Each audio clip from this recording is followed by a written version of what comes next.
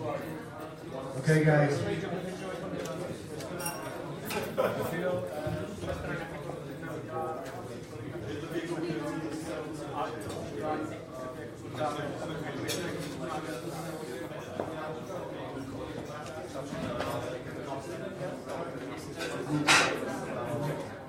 Yeah, we are running.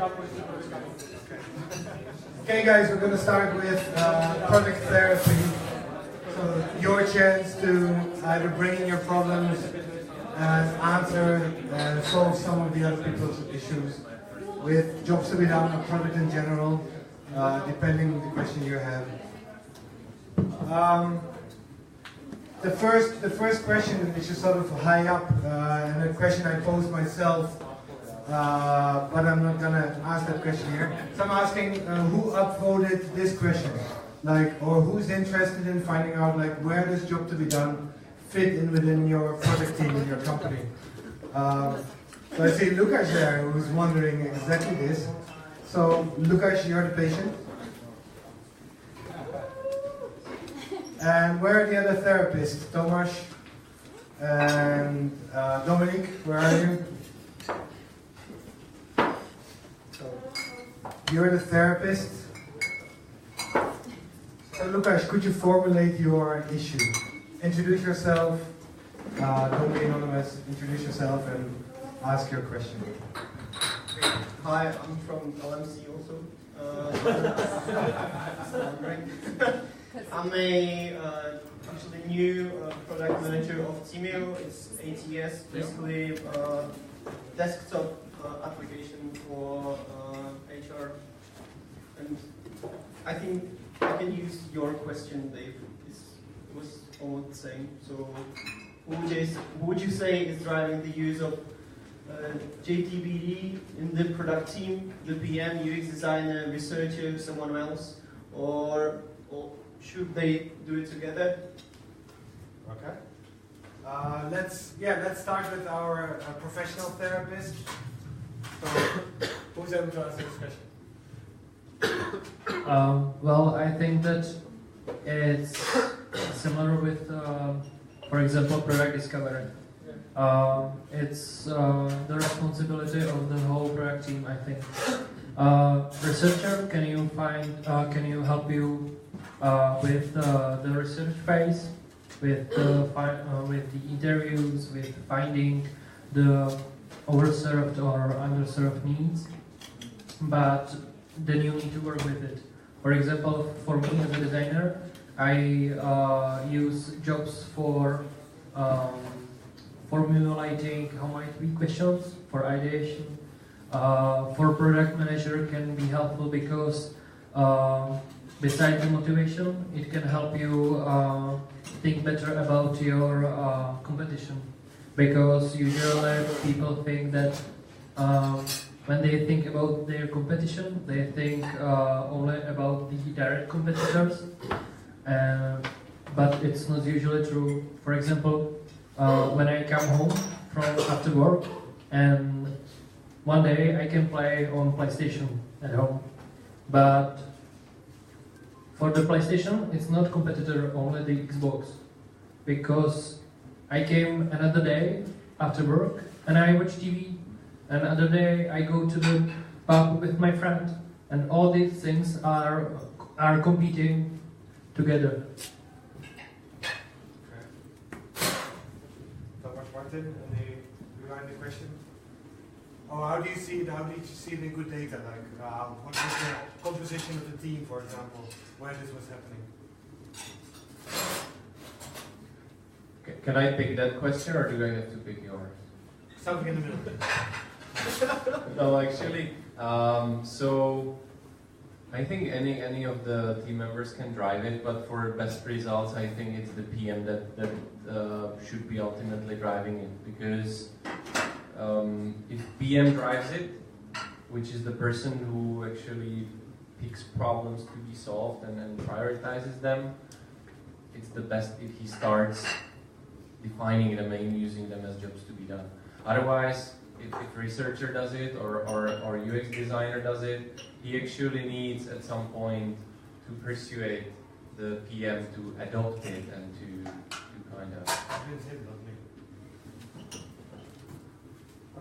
Yeah. So. Okay, and what about, let's say in LMC we have a position called business owner, so maybe he should participate also in that, or should he not? It really depends if business owner cares about the needs in that level of detail that maybe he just cares about business goals and then lets you guys pick the needs that will help you achieve the business goals. I don't know. I think that it's good when business owner also participate in this, because usually over the need, when you find them and identify which are overserved, underserved, which are good enough, then you can pick the right business strategy to grow your product. If you want to be more disruptive, or you want to more be only dominant, only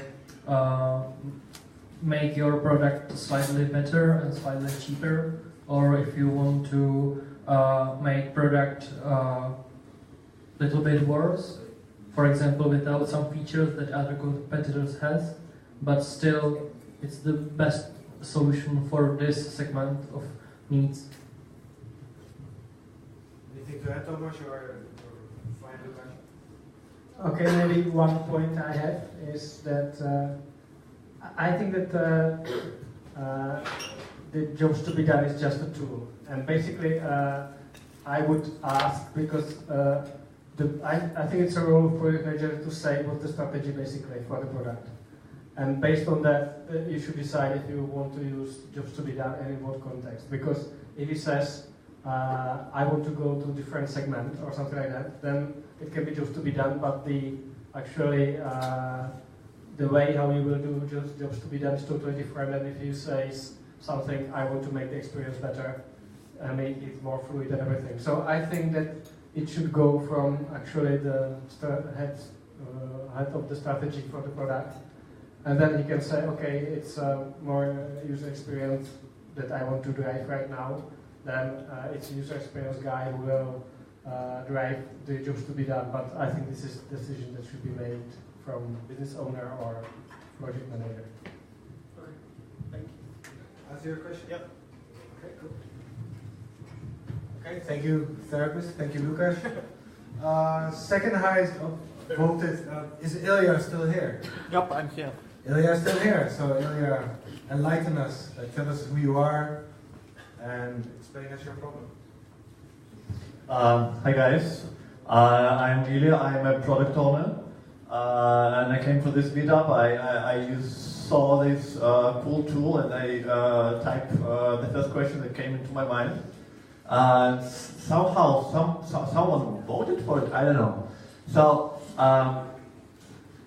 my question is, so I'm a product owner. I have a product, my responsibility, which maybe it does good in some fields. It may be not very successful, maybe highly successful. So how do I understand? Is it worth for me to try jobs to be done, or should I try before I understand it? How do I do it? Okay. Actually, I would like to try one thing. I would like to get this question answered actually by someone who's practicing jobs to be done as well. So is any of the existing guys, the guys that are, or girls, indicating that they're using jobs to be done still here? Who's using jobs to be done in practice at the moment? Haha. So you're the victim here. So can you? So could you come forward, please? And one of you guys, sorry, has to give up the chair for a bit. All of you. So you're going to be the therapist for now. So introduce yourself. Introduce yourself and try to answer your colleagues' questions. Okay. Hi, my name is Kaveh. I'm doing different things, different hats. Sometimes product owner, product manager, project manager, or agile coach. Or things like that. What do I need to answer now? So how do you know using jobs to be done is going to be beneficial or is beneficial for the product you're trying to design, improve, enhance? Well, maybe it's a little bit also related to the next question, but which I will answer that as well. Sure, go ahead. Is it that one? Yeah, okay. So it's actually, if you don't know, I mean, from my perspective, if you don't know the job or the purpose that your product is handling, then the first thing is you need to have that. Okay, can you share something about what your product is and what your product does? I can share a bit. Okay, so I work at SEMrush, and basically we are a tool suite which serves different needs of different internet marketers. Yeah, sure. I think we've met. I think we've met at the Agile Beer a while ago. Yeah. So one of my current tools is focused at the content marketers, and it helps them create better content. Is it enough for you? Yeah, that's. I think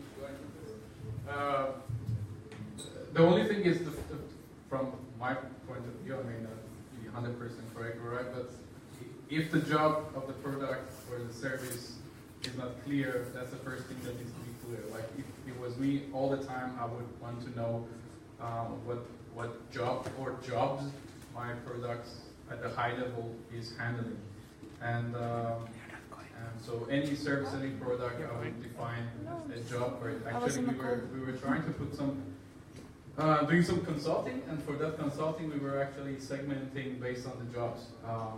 And even for that level, we were starting to do it. So any product, any service could benefit from it. Now, how much it depends, but it could be benefit. We are also, I'm part of the community that also creates the whole Kanban body of knowledge globally. And recently, a book came out, which is called Fit for Purpose. I highly recommend it. I wanted to actually talk about it, but there was no space today. So I highly recommend you to take that book, because it's very similar to jobs. It's related to the other question, but it's also related to that one. And the Fit for Purpose comes from the fitness of species and evolution. So it's related to doing it continuously and making sure that the service is fit for the purpose of the users, and it doesn't necessarily need to be the customers who are selling it, but if internally within the company, individual level, team level, and unit level, and department level, there are services that they're giving to each other, HR, accounting, or other guys, if their service is fit for purpose, and how can you evaluate on continuous basis, which is also, the purpose is very similar to the job, but there are very little bit differences. So all the time you need to know those jobs and services and their fitness criteria, in this case, if the job is satisfying it, and all the time. And if not, then how can you improve it? And those becomes your real KPIs, not the revenue. So we can talk about that. Is there something in jobs to be done that helps, like evaluating afterwards if your product matches your original job to be done or desired outcome, or is there something like that? What is it? My question is if there's anything in helping automation, if there's anything in jobs to be done that helps you evaluate afterwards that your product actually matches your desired outcome. Does anyone go in practice? Does anyone go back to their original desired outcomes and says, okay, we're actually doing what we're supposed to do? So, if I go back to that fit for purpose, we actually go back to the fit for purpose. You may see, okay, the purpose is a job, right? It's very close. So with fit for purpose, we actually, on a regular basis, go back to select the number of customers and say, okay, for example, what was in this case, purpose or expectation that you had from this product and service? How much those expectations or things or outcome met you, and if it met or not, why? Give us like a couple of reasons. Now, this could be a simple survey, and it could be quantitative as well as qualitative, and there are methods for that. Or it could be with jobs terminology as well. So it needs to be. You definitely need to go back with these kind of things. See if it's that's what I do. Okay. No one was the microphone, so I'll take it. Maybe one point. One example we did for a bank, and actually I think it's a nice segmentation tool that you can find that you know that you have this customers of this particular bank, and they actually have this particular job that they really need it. So you kind of can segment the whole market with this, and you can find that there are some basically segments, some needs that no one owns basically. And then I think it can be a really nice tool to use to find segments who are kind of not served by any particular institution on the market. So Thomas, do I get it right that you're talking about how this tool can help an existing product expand into the niches not yet filled and okay. Can I maybe add something to the last question? I'm not sure what's the... Sure. Well, you have to come here. Yeah, I'll do that. Introduce yourself. No, he doesn't. Oh, he still has to. Hey, I'm Daniel. I'm from a company called Product Board. I'm using jobs to be done heavily for past 4 years, and I as well helped around 100 companies to adopt it. And so I've seen how it performs in different use cases. And for the question, if what are the signs that it will be useful? For me, it's always if you will be able to build a good mental model about the problems that the company is trying to solve. And there are few cases where I've seen that it wasn't working that great. One example was I was helping with Colonial, which is a grocery delivery like a service. And what I realized is that if you are not using jobs to be done, it doesn't mean that you are not thinking about the goals of the customers or the jobs. It's more about where the emphasis lies. As Martin said, you can be still using goal-oriented personas, and they are pretty close. And so with Rohlik, we try to do this heavy jobs to be done brainstorming, where we are thinking, okay, what are the customers of Colonial actually trying to what's the job? So sometimes you have a mom and she's buying groceries for the whole week. Some other times you have a person who wants to cook dinner for themselves, and you're thinking, okay, so if this is a person who wants to cook a dinner for themselves, maybe we could provide them with recipe, and they could click a button, and it would put all the things into the shopping basket, and then they could order it with one button. So there were some things that we some new ideas, but I felt like there was too much emphasis on that, and it wasn't really that useful in the end. Then we never implemented those things. So I think this is one of the examples where normal personas are just fine. If the product and the use cases are simple and just the market is more complicated, then different tool might be more helpful. Does it answer your question? Before, sorry, I didn't get your name. Oh, Dan? Yeah. Well, so before Dan spoke, I thought that if my question got answered, but afterwards, I'm now thinking. This is typical therapy. Okay. I can answer sparks a question. Yes. I got a lot of information, that's for sure. Okay, thank you very much. Thank you. Thank you. Okay. Is Gerda still in the house? Yeah. There you go. Gerda, could you come and explain us your question? Introduce yourself. Okay. I hope that Don't be anonymous.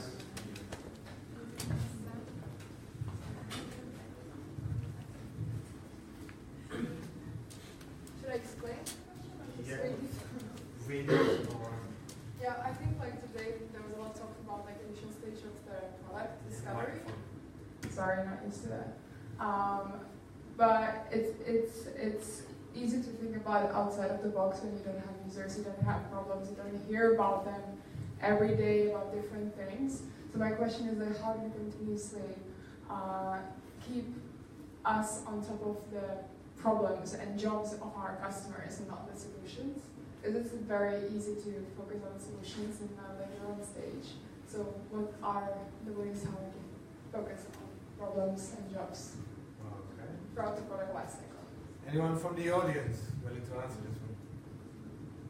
You have to fall in love with the problem, not the solution. Sure, but there's a lot of people in the company that you have to explain all the problems and for customers, and when you talk with the customers, they're always going to talk about solutions and ideas and everything. It's hard to keep up in a sense of the focus, I think. And of course, we should all do that, but the reality is very different. What company are you from? A product board. Oh, okay.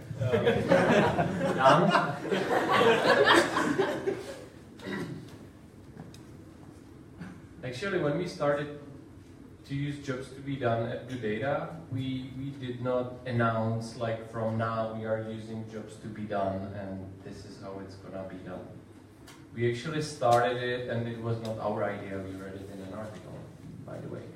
We started just having conversations where we would,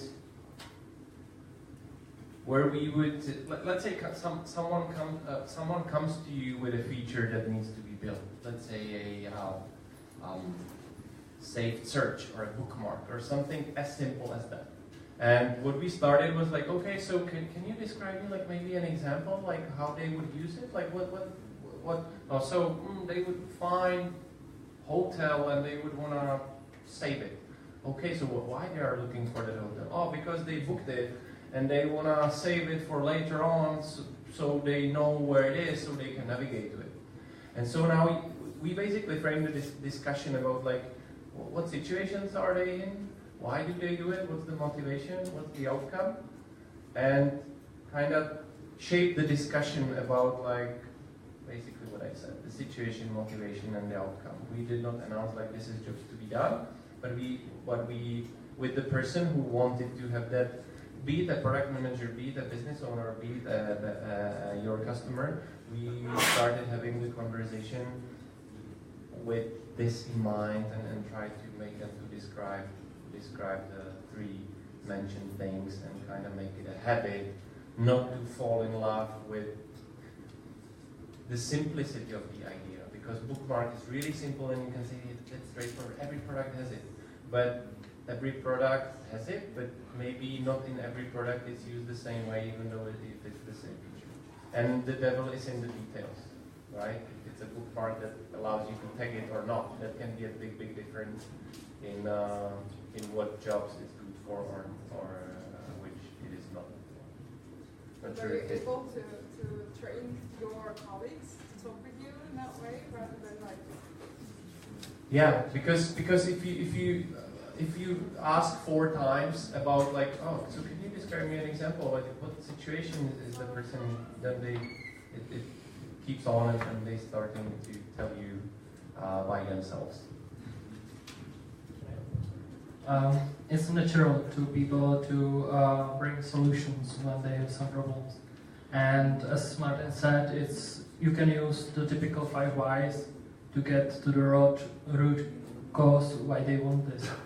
But then, for example, it happens to me that I started to make this conversation with product managers when they come to me and said, hey, we need this feature to design. And I said, why?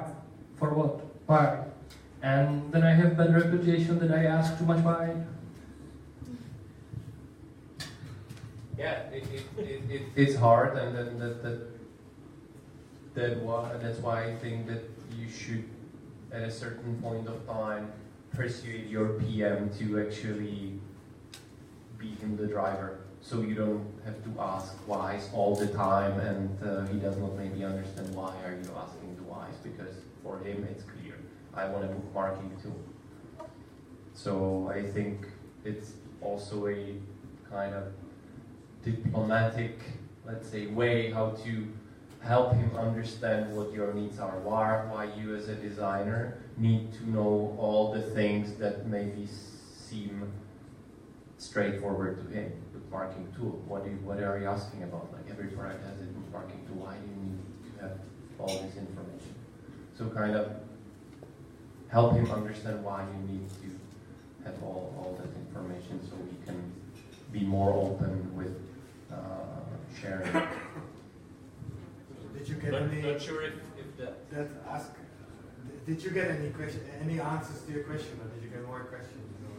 Well, it's like the answer is pretty obvious to me. More outspoken in the company around the jobs and communicating that way. I just wanted to draw to this topic because I think today we talked a lot about the discovery part, rather than like how continuously the organization is focused about the jobs and how it structures, you know, the product team, the design team, the whole like company and organization around that. It's a huge question. Anyone, anything to add to this? Maybe it's not directly to that topic, but like I'm having issues that the people are replying me with the technical details, which I do not understand because it doesn't have a technical background. As you mentioned, I don't understand why they want to have it. And in case I ask them directly, they think that I'm completely fool and I don't understand why they need it. And what actually I'm doing quite often, and I'm not asking them directly, but anybody else from their team. It doesn't matter who is it, but you know, why Chris wants this and this. And they usually know from the kitchen talks why they need it, and you know, maybe a little bit of the background, which is completely, you know, hidden for me, especially as they are working in the different countries, offices, and stuff like that. Okay. Could you tell us your role or your function? I'm project manager. Project manager. Okay. Anyone? Were you asking about jobs? It's too late in the Organizational conversation design? to ask the initial question. The last part you said for how the organization is designed around job, which is an interesting question, but which was the question? The last question you asked. I don't understand what I think the last question was a very broad question, like basically how to organize your whole product organization, I think. No, it's not. It was not like a question. It's just like a highlight the topic that's important to have organization around that. Because if only the product manager is gonna be pushing this from their side, like the sales team, the support team, the customer success team, the developers. So maybe the question is how to promote or how to become ambassador of jobs to be done. I think we have a good way of thinking in LMC that every member of a team should think about any feature, how it benefits to a user. So just to give them the mindset that they need to think about like this, and they need to think about the user. So how the user benefits from whatever technology. It's not features, but I mean, you can organize yourself. You can have discovery meetings and you can have stuff like that. So you can organize this process around it. So maybe that's what it is about. Thomas, the choices? Maybe one point for me, because I used to be from advertising actually. And for me, jobs to be done, job is something which is like lasting for the company or brand. And I think that lots of companies get stuck around some technology or something. And I think that it's a like great strategic tool for the company. Okay, what is the big job that we are actually solving? And if we decide on it and focus on it, it can last like 50 years, I think. And you can move from, I don't know, internet to internet 5.0 or something, and you still can have this job. So I don't think that they will change that much if you are like talking about big jobs. And I think that's something that that should be like handled like strategically for the company. What are few main jobs that they try to solve and just focus on them and nothing else. Okay. If that answers your question, then you can. Maybe Thomas answered actually the second question on the board, which is I don't know who Who posted this question? How to when and how often to rethink and redo personas? You posted it. Yep. Did Thomas answer your question? Because I think the persona might change, but the job doesn't change. Even if there's Internet 5.0, the job will still be the same. So I think. Mostly, yeah. So does that answer your question? Because then we can get one patient. Yeah, we did it. Question about design thinking. I think it was discussed a bit during the presentation. I think Thomas at some point mentioned that it was a choice between design thinking approach or processes or tools or jobs to be done. So Kate, is still Kate in the house? Who else is wondering or who has experience with design thinking and using design thinking in product development? Nobody using design thinking? I can't imagine. No.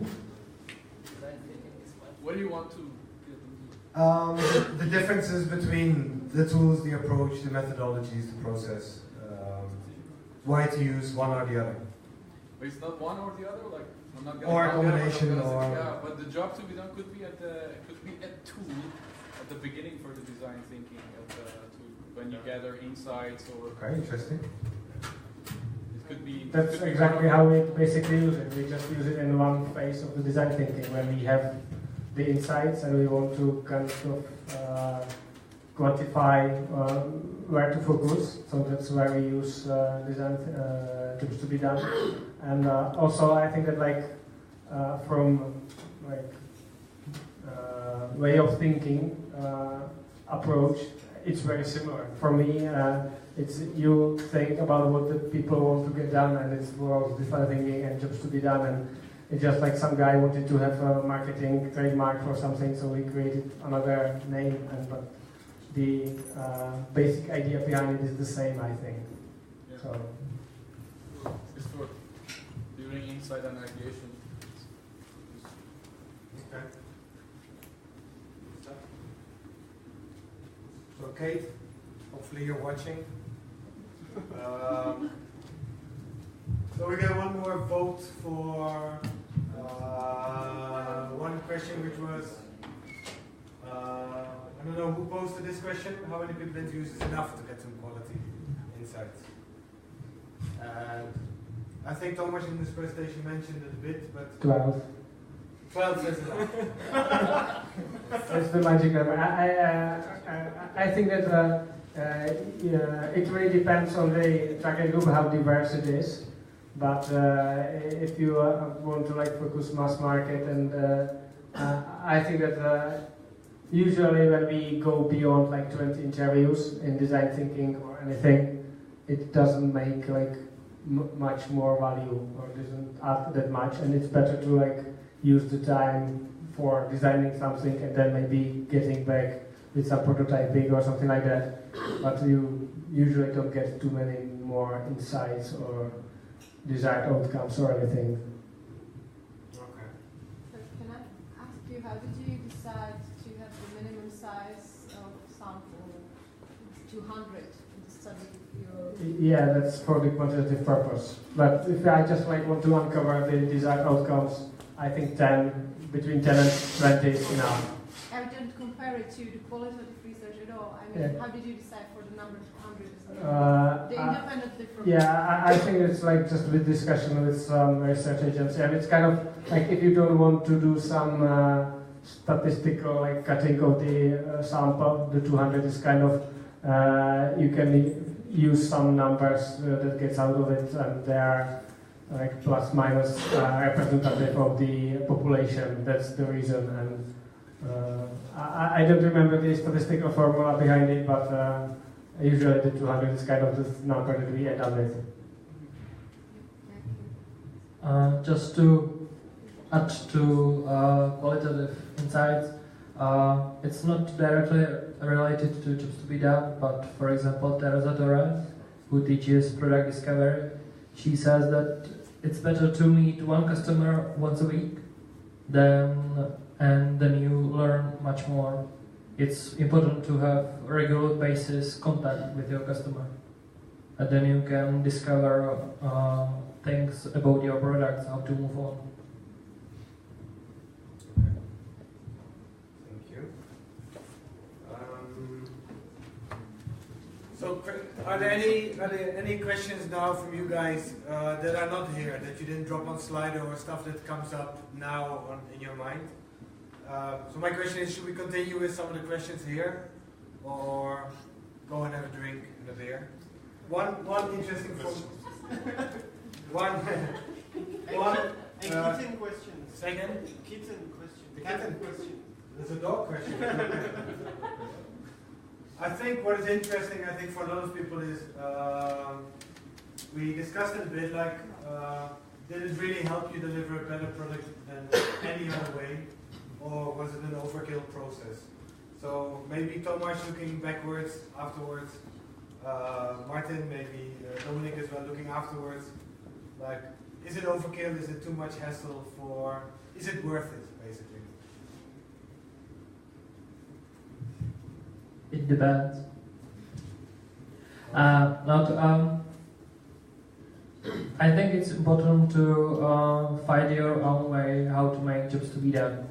Because when you read, for example, Ulrich's, he really done it in a huge way. He identified hundreds jobs, hundreds outcomes. As Tomáš said, it makes a whole big questionnaire to answer to people in a research, and his approach in a questionnaire is really hard to people to answer. And for me, jobs to be done, in some way, it's still theory and mindset, same as design thinking, and it's only on your own how you use this tool, how you find your way. So can I add to that? Can I ask? That was my question. Sorry, I forgot to add my name. But I wanted to know specifically, like, yeah, thank you. Now I just forgot what I wanted to add. But the point was that you need to find your way, right? You need to try different things, but you are not working alone. You basically need to convince a lot more people that this is something that we should be trying. This is a good thing. Let's see how it will work for us. How do you do that when you are working with 20 other people and you need to tell them, hey guys, let's try this. And it's not something that people understand in 5 minutes. You actually need to spend some time and tell them, okay, we need to, probably this will be good for us to do it like this, or the next step in the process is this one. That's what I meant with overkill. Because for some people it can mean like, wow, this is overwhelming, why, how is it benefiting? So that's it. I mean, if let's say if you wanna do it the whole way, like 200 respondents, etc., etc., I think you need to do some persuasion, like why you should use this. But for example, the very simplified job story format, like when I want to, so I you can start immediately, because and I shouldn't actually say this, but even without doing any research, it helps to improve the communication among the team. You shift it from features, from solutions to like why we are actually doing it. Even though you're thinking that a person will be in a situation and will want to achieve something, you are having the conversation about the situation, and then you can validate, are our users in these situations? Are they looking for this outcome? It shifts the thinking, and it also shifts like what you need to verify. It's the situations, it's the outcome, it's the motivations, not the features.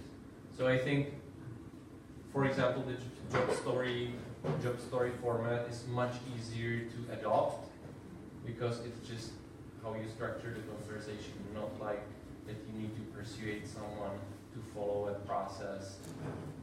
For me, actually, it was much easier to start using the job stories than personas, because the personas, if you want to do them, you need to interview, segment, etc., etc. But this is just like change the way you have conversations. I would compare it to the design sprint by Google Ventures. It's hard to persuade important people to stick with you for a whole week and make some big design change, but still you can take it, you can take the tools and the techniques and you can use it only this, and when you need it, you, for example, you can try, instead of brainstorming when everybody loved his ideas, you can try the technique from design sprint when everybody put it on the paper and then voting.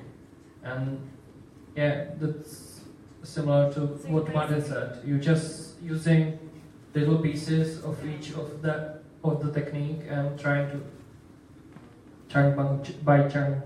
But also, at the end of the day, of course, the proof of the pudding is in the eating. So by doing either design sprint or actually defining what your desired outcome is and being able to prove actually that you achieved, even though it's something small, that's the start of it, I think. I think the last question we're going to finish very soon is a question to all of you guys, like how to get started. And I think this is maybe answering your question. Like, do something, define something, write something down, try it, and see if it actually worked. That's it. I mean, there's no other way. It definitely helps in the conversation with your stakeholders. And for me, for example, the different approach to interview with users or customers. Because usually when you interview with your users, you're asking them how they use your product now. But from just to be a perspective, it's important to ask them why they even eventually start using your product, or why they stopped using your product, what they used before. Because on this, you're trying to find the motivation behind them. Okay, thank you so much. Thank you. Is Baskerville still here? No. Then I'm going to finish with this one very quickly, and then, as I said, I want to have one last word with you guys. What job am I trying to get done with hiring, owning a dog? What is the competition my dog has? Is it an emotional or functional job? It's a combination of functional and emotional. Very emotional at some days. What is the job I'm trying to get done? It's like jobs to be done. It's always finding, trying to become a better you. It's trying to become, get into a better situation. And I think a dog is making me a better myself. It's very functional in the sense that it gives me exercise, or the dog, the Clara, gives me exercise. It's therefore competing with a fitness machine I have in my bedroom, which lost the competition compared to Clara. So that's for sure. In some cases, the competition was a girlfriend, and Clara won that one over the girlfriend as well. So emotional, functional, both. And what am I trying to achieve? Become a better me and become a nicer person. And that's one of the core principles of jobs to be done. It's actually to find and improving your life or your situation. So that's for those two. So hopefully Baskerville was watching live. So I want to wrap it up. It's 9 o'clock, so thanks so much for the people still here. A very quick half-a-minute question for you guys, and hopefully answering some of your questions, is just how to get started, and especially for Delia as well. How to get started with jobs to be done tomorrow, basically. Half a minute. Thanks. I think for me is to really use just the thinking behind it. Basically, especially when we are working with people who are not project managers, they always start with features and everything. So just really ask them, okay, so what they want to achieve. So what's the reason why they actually want this? And just like really stick with need to like really formulate everything from the point of view what the person wants to achieve. And I think this is a great start. And then when it is like brought to the basic conversation every day, then it's very easy to like start doing some questionnaires and other stuff. But before that, it's kind of hard to move to that. watch the milkshake video. Definitely, it's the basics. And as I said a while before, try to invite for interview people who recently stopped or start using your product, because they remember why they do it. Start having a different conversation. Start having a conversation about situations, about motivations, about outcomes, and actually ask people what they use your product for, because maybe it's something different than you thought. If your product is an axe, your company makes axes, right? Chop wood. Maybe they are using it to chop wood, maybe they are using it to hammer nails, and maybe they are using it to shave themselves in the morning. You need to find out, and you need to perfect. You need to perfect it for the core job they are using it.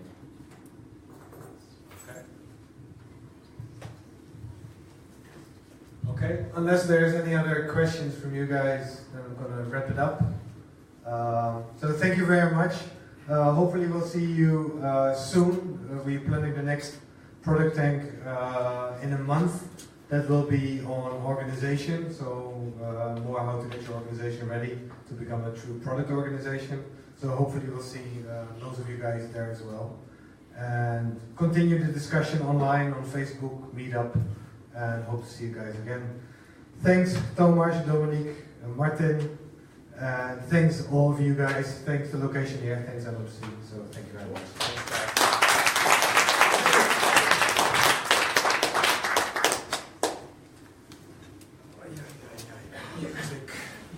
Thank you. Thank all the patients, thank all the therapists.